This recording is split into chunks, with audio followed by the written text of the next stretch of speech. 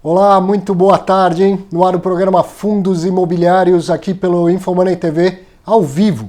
Ao vivo e para falar de fundo imobiliário com um cara que gosta de falar e gosta de falar de fundo imobiliário. Faz uns 10 minutos que a gente chegou, ele não parou de falar até agora, de tanto que ele gosta e se empolga de pensar em estudar, falar, analisar fundos imobiliários. E daqui a pouco eu e você vamos saber da onde veio todo esse interesse. Já soube que ele também fez uma dissertação de mestrado sobre fundos imobiliários. Da onde veio todo esse interesse? E eu estou falando do Jacinto Santos, que você conhece porque segue ele nas redes sociais, acompanha o Funds Explorer, e eu queria conhecê-lo melhor e queria apresentá-lo melhor para você também. Um cara sempre assim, sabe, muita energia e que a gente vê que gosta de canalizar essa energia para fundo imobiliário. Estou exagerando ou não? Imagina, professor, imagina que isso, assim, eu adoro o assunto é apaixonante, fiz minha dissertação de mestrado a respeito e, assim, pretendo continuar nessa indústria. Acho que tem muito que crescer ainda, é uma indústria muito pequena e tem um tremendo potencial.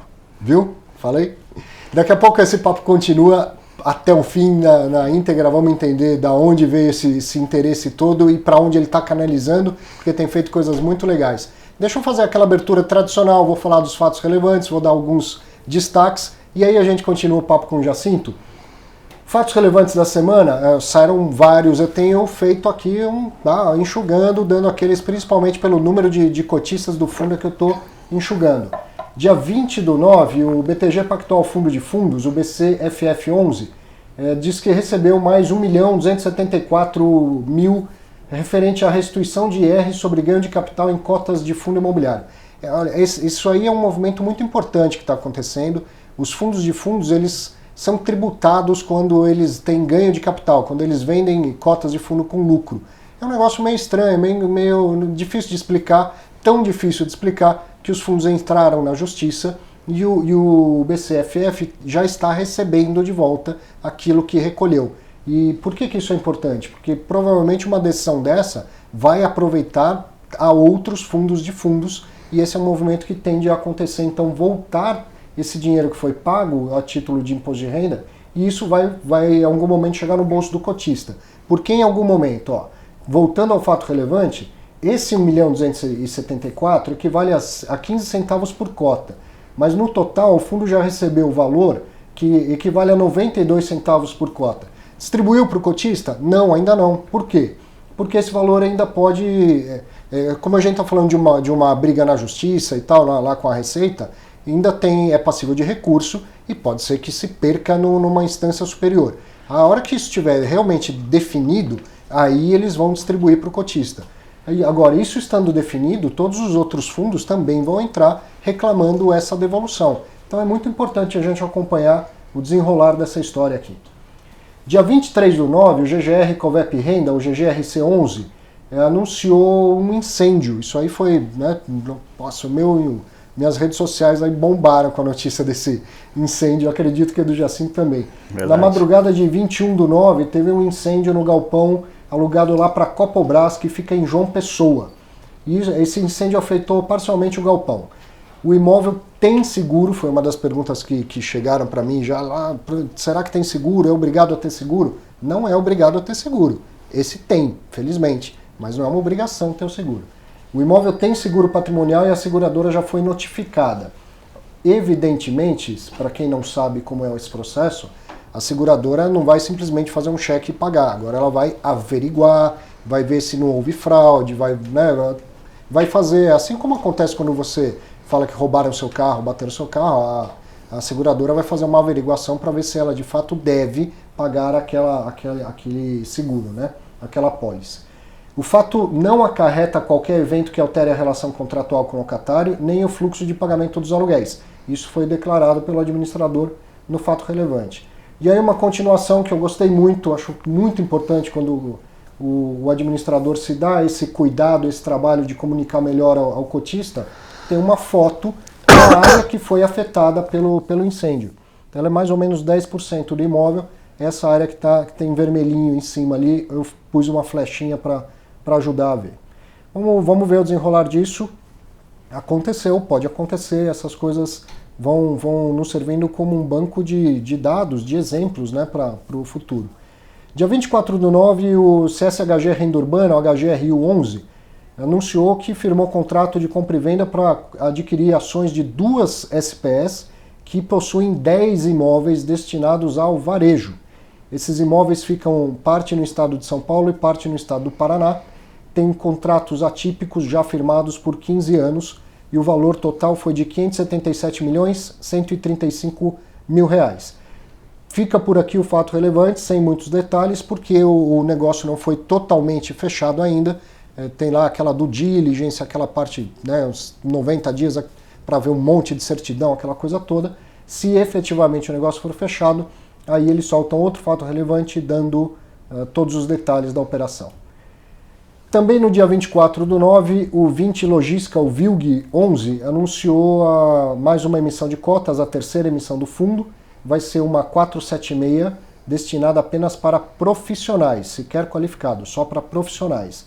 O valor total vai ser de 195 milhões, o preço das cotas vai ser 107,24, mais 3,76 de custos, o que dá R$ 111. Vai ter direito de preferência, então se você já é cotista do fundo, você vai receber 82,7% direitos de preferência. O que é isso? Se você tem 100 cotas desse fundo, você vai receber 82 ou 83, não vi no detalhe como eles vão arredondar, direitos de preferência, que provavelmente vai ser o VILG 12 e tal, provavelmente. E vai ser permitido ceder esse direito, mas novamente não vai ser negociado em bolsa. Se você quiser mais direitos ou não quiser exercer os seus e quiser ceder para alguém, de graça ou cobrando, isso tem que ser feito via escriturador e não negociando pelo home broker.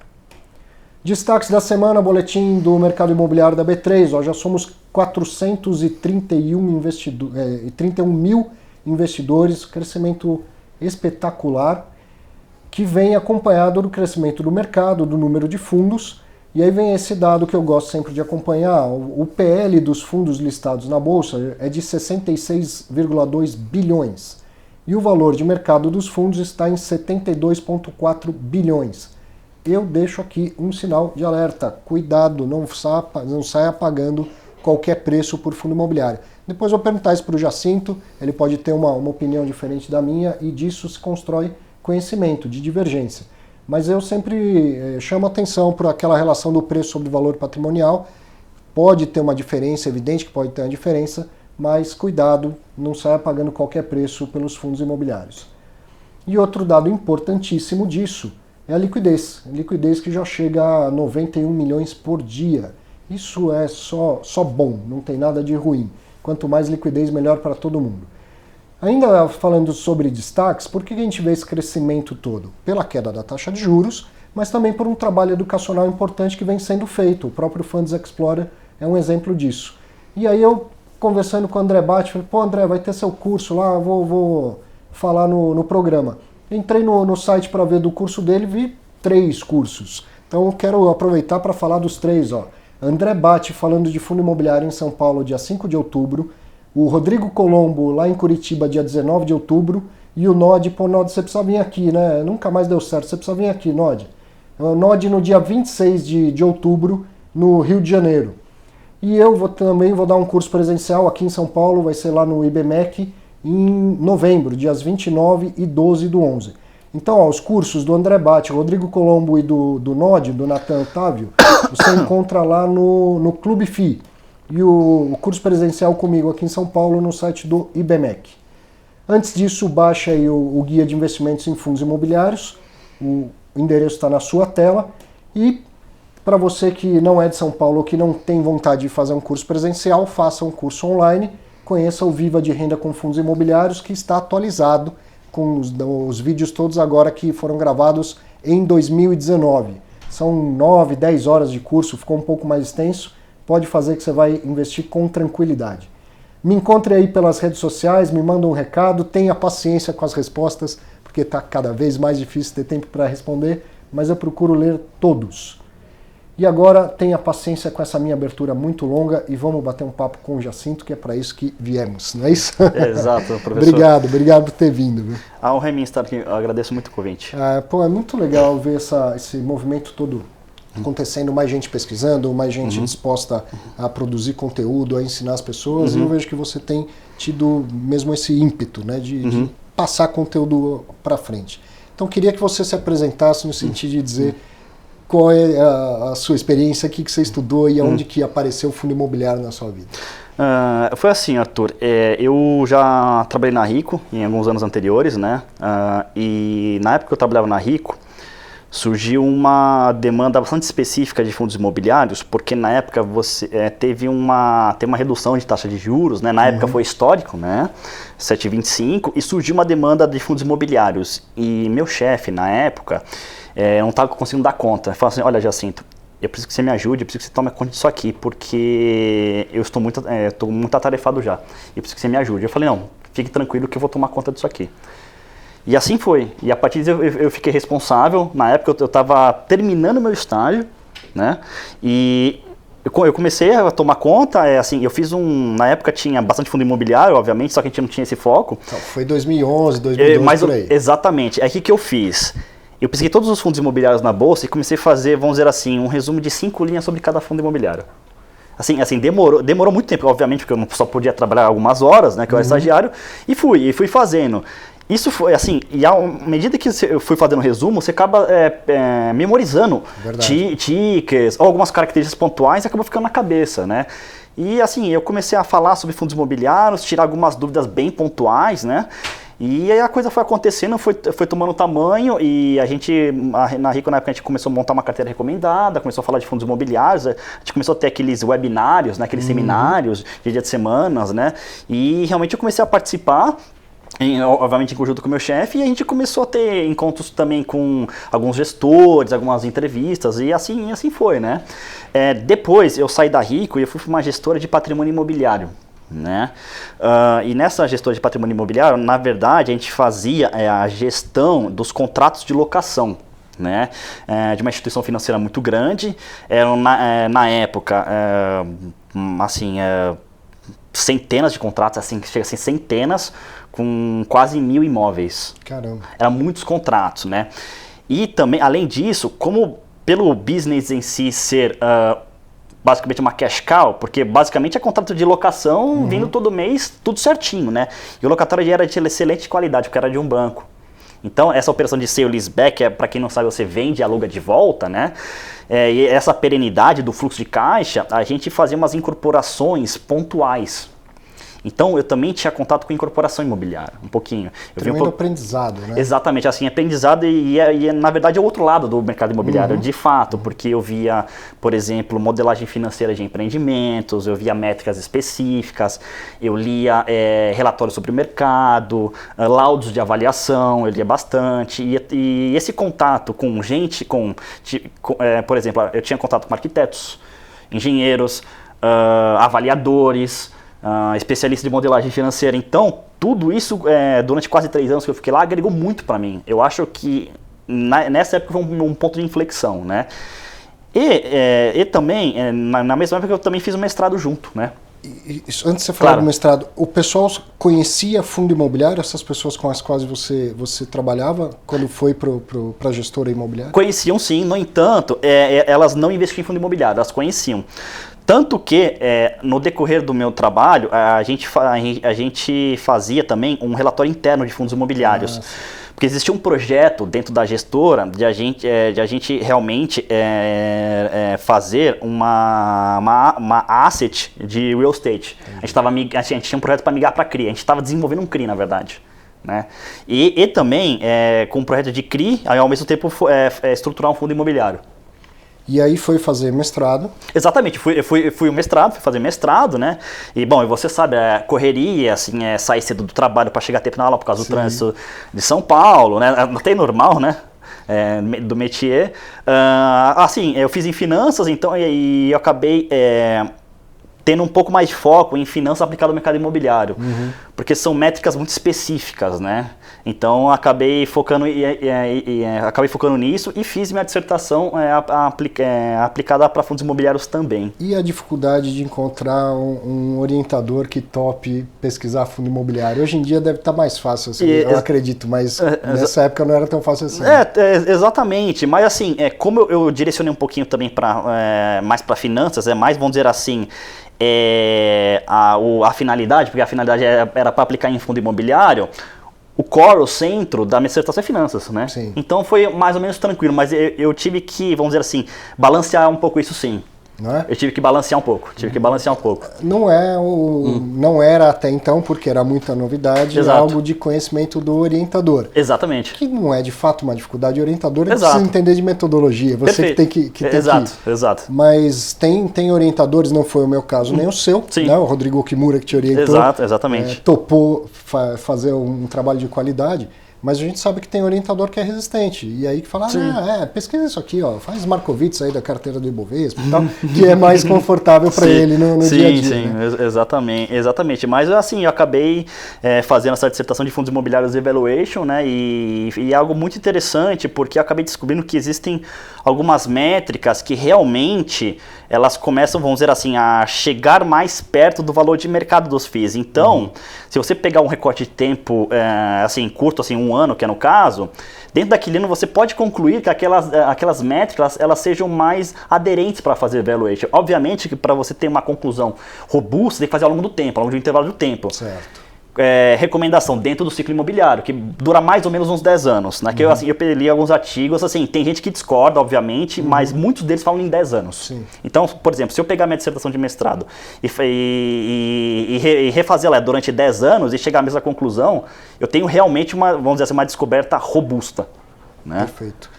Mas aí a sua modelagem era para ativos imobiliários ou para fundo imobiliário? Para fundos imobiliários. Do ativo securitizado. Exatamente. Que então hoje é o que você tem feito como analista, Perfeito. Fazendo recomendação. Exatamente. Né? E que métricas que você usou, você lembra? Lembro, eu utilizei, por exemplo, o NOI, que é o Net Operating Income, que é o resultado operacional líquido, né? Eu também utilizei FFO, que certo. É Funds from Operations. Eu utilizei o fluxo de caixa pela abordagem da McKinsey, que é uma consultoria bastante famosa. Então, essas três metodologias que eu usei, eu também usei a Free Cash Flow to Firm, to Equity, mas como no fundo imobiliário no Brasil, a maioria deles não tem dívida, né? Então, acaba se equivalendo os fluxos de caixa. Tanto o de Firm e o to Equity acaba se equivalendo, né? Mas o que eu principal usei é FFO, o NOI e o fluxo de caixa da McKinsey. E isso rodou uma regressão? Como que foi? Não, foi o seguinte, eu fui fazendo o valuation de alguns fundos imobiliários e fui fazendo, vamos dizer assim, uma aproximação. Ou seja, meu valuation, de acordo com essas premissas, com esse valuation, você tem essa, vamos dizer assim, essa distância, esse spread do meu preço justo e preço de mercado e o fechamento. Certo.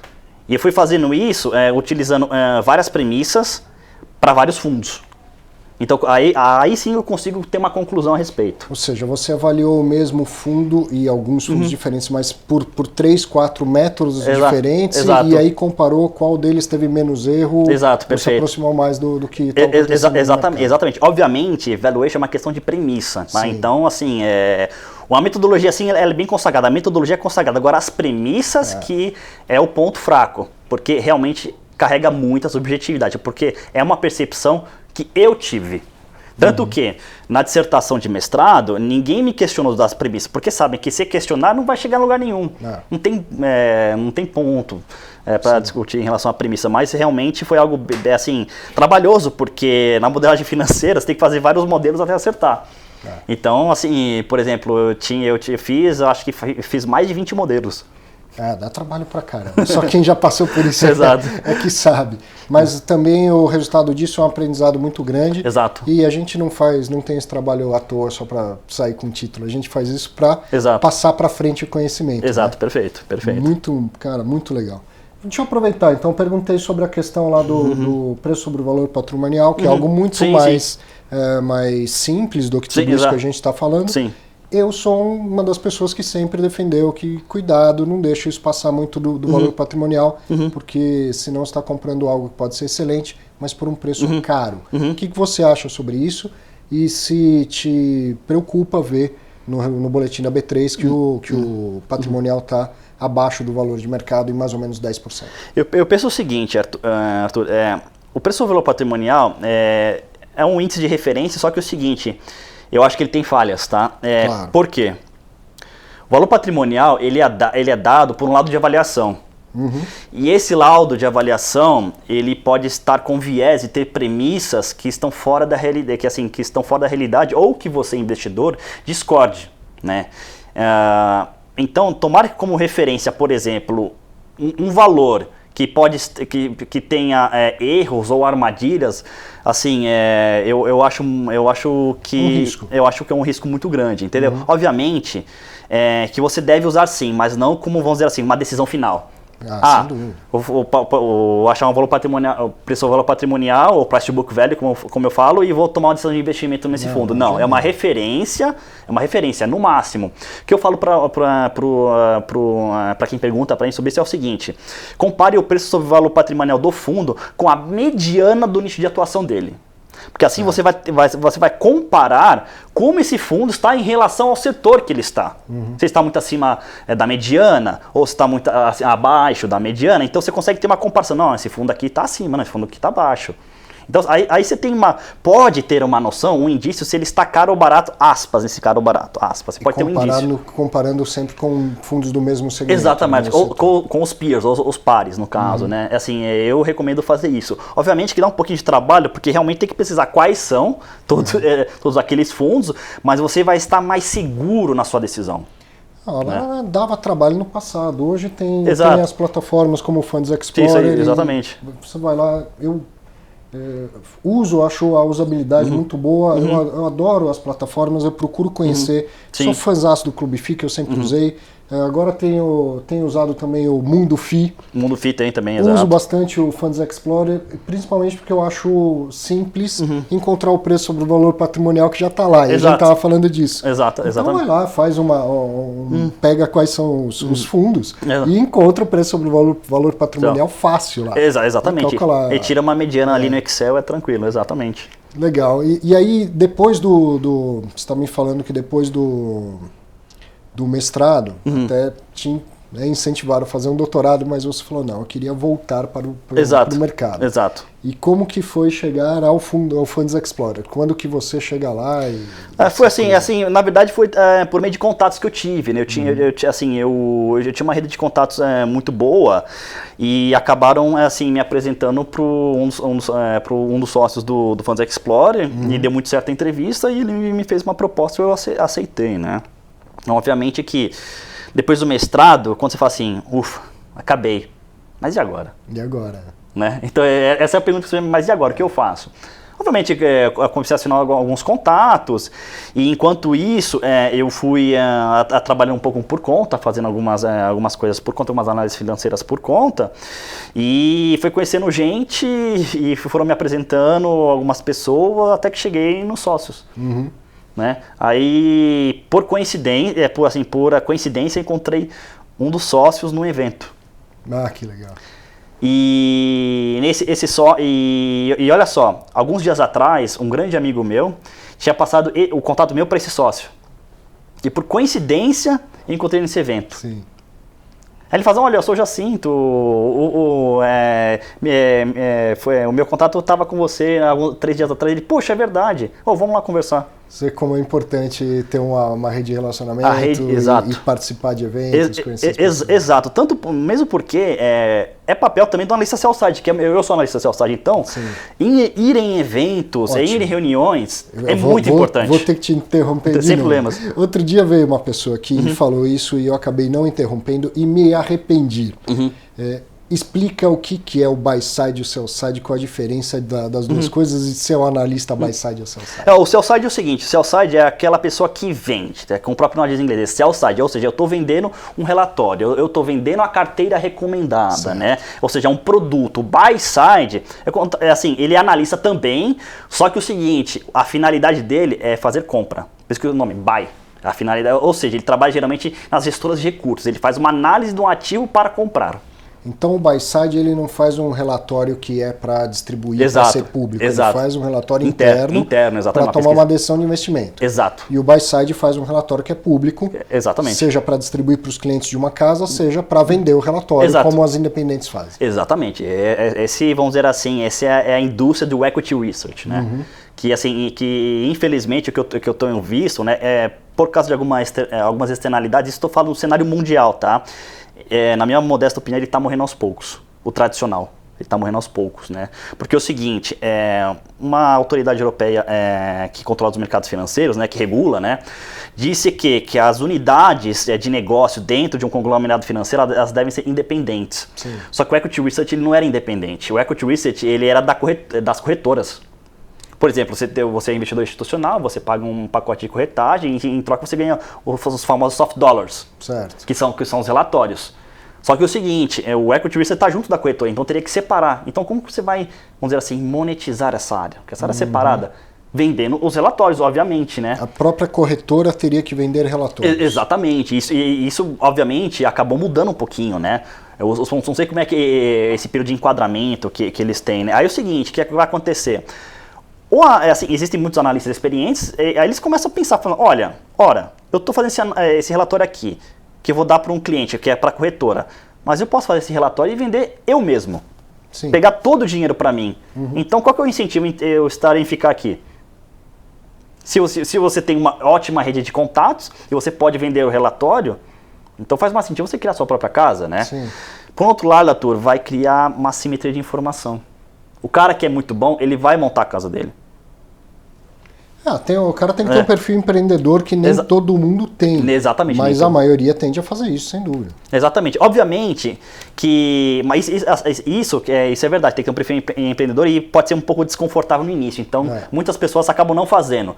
Mas, realmente, o upside, o potencial é muito grande. Se realmente tiver uma boa rede de contatos, se tiver nome no mercado, esse analista tem um potencial muito, muito grande. Ou seja, você fez isso. Né? Você foi estagiário de uma corretora, depois você foi para uma asset e aí resolveu tocar o seu negócio.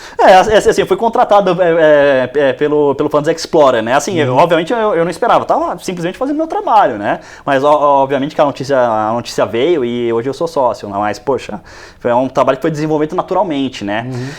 E outra, o momento também está muito bom. Sim. O momento macroeconômico que a gente vive está muito propício a esse tipo de investimento, né? Obviamente que outra crise virá e eu estarei aí da mesma forma. Perfeito. Da mesma forma. Mas o momento é muito bom, né? Então, assim, se você unir um trabalho sério com um momento bom, as coisas acabam se encaixando, né? E com isso você tem feito, vamos mostrar aqui claro. no site, você tem feito as suas análises lá. Exatamente, o que eu faço? Eu faço a carteira recomendada, né? Que vamos dizer assim, que é a parte paga. Essa parte que a gente tem é a parte gratuita, né?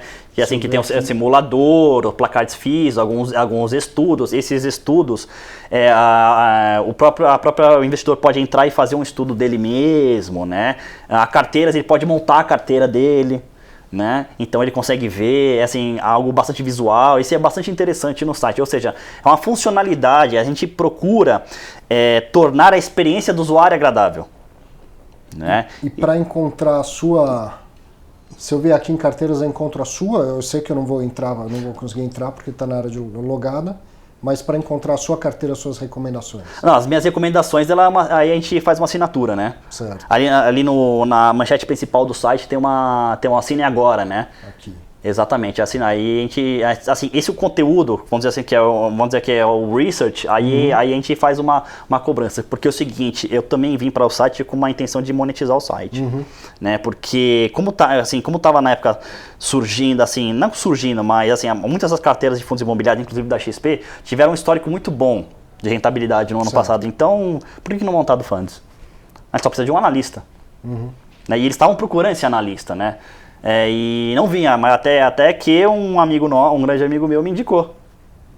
Me indicou lá e assim, obviamente deu muito certo, né? E eu acabei sendo contratado. Mas não faz só análise, dá palestra de vez em quando. Exatamente. Eu tenho feito aí alguns workshops, né, com o Danilo Bastos, que você obviamente conhece, Você né? é fera. Exatamente, um grande amigo meu também. Então, nosso propósito é levar a educação financeira para as pessoas, né? E tendo contato comigo direto e com o Danilo Bastos, a gente dá uns pulos do gato nas palestras, né? Exatamente, a gente dá alguns pulos do gato, para analisar fundo. Então... algumas coisas que tem que prestar atenção, né? E a gente faz isso no Brasil inteiro, né? Tá, conta pelo menos alguns desses pulos do gato aí. Como é que você analisa ou como que você... Porque uma coisa você é um analista profissional, tem lá... Não adianta, você poderia até falar, eu faço isso, pouca gente saberia replicar. Exato. Então, eu queria que você falasse um pouco de como você faz e como você aconselha que um leigo faça, se ele assim quiser. Porque o valor do analista e de pagar uma assinatura é justamente transferir para um profissional o acompanhamento, a análise, as opiniões. Aí você manda lá uma carteira recomendada, chega para mim com 10 fundos imobiliários. Eu posso discordar de 4, 5, não tem problema nenhum. Seu trabalho continua sendo muito valoroso. Exato. Por tudo que você analisou, por tudo que você colocou de racional. Sim, exato. A menos que viesse assim, uma única coisa, compre esse fundo, aí não teria lá muito valor. Mas quando você entrega o porquê que você está fazendo essa recomendação, do outro lado tem um aprendizado muito grande, né, para quem recebe essa carteira.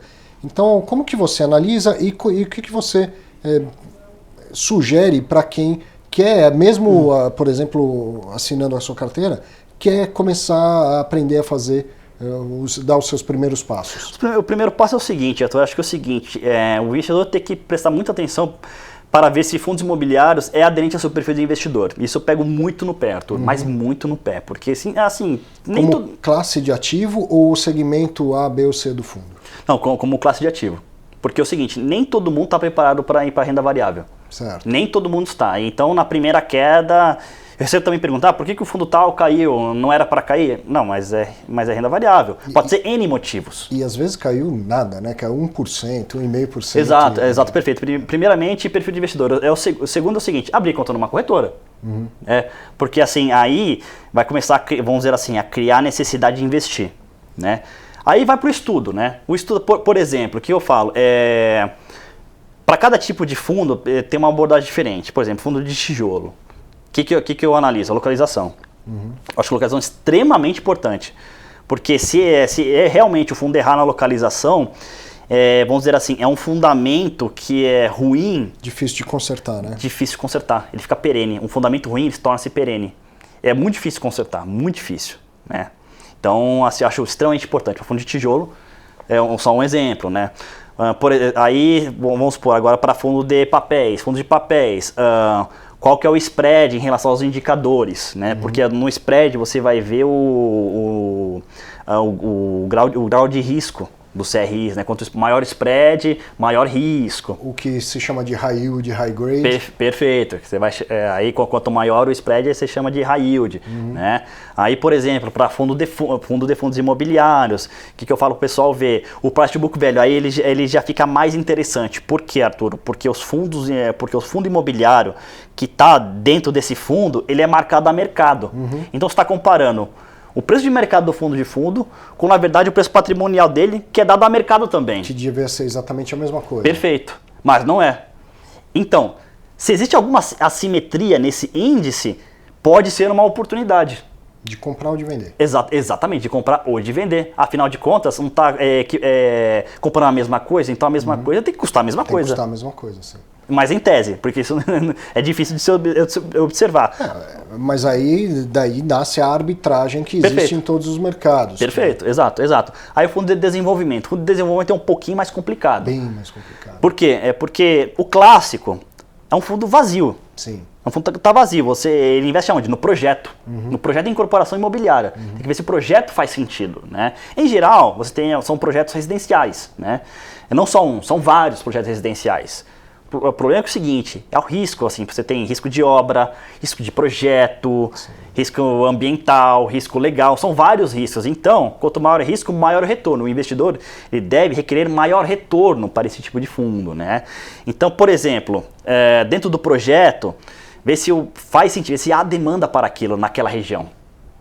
Mas assim, torna-se mais complexo, porque você tem que olhar o prospecto do fundo e olhar o estudo de mercado no prospecto. Sim. E tem gente que não sabe ler, não tem essa sensibilidade. Né? Assim, uma opinião minha, claro, eu concordo com isso, eu analiso razoavelmente todo esse detalhe, esses detalhes que você está falando. Mas eu acho que tem alguém no meio do caminho que é o gestor e que eu tenho que confiar nesse cara, né? Perfeito, perfeito. Porque senão alguém que não investe em fundo imobiliário pode estar pensando, mas se é para fazer tudo isso, faço eu mesmo. Não preciso fazer via fundo imobiliário e pagar taxa de administração e gestão. É um fator importante para você, quem é esse gestor, porque para muita gente... O cara compra lá e tudo bem, ele está confiando que o gestor vai fazer as alocações corretas. Né? Sim, é muito importante, em especial a experiência do gestor, o know-how dele, né?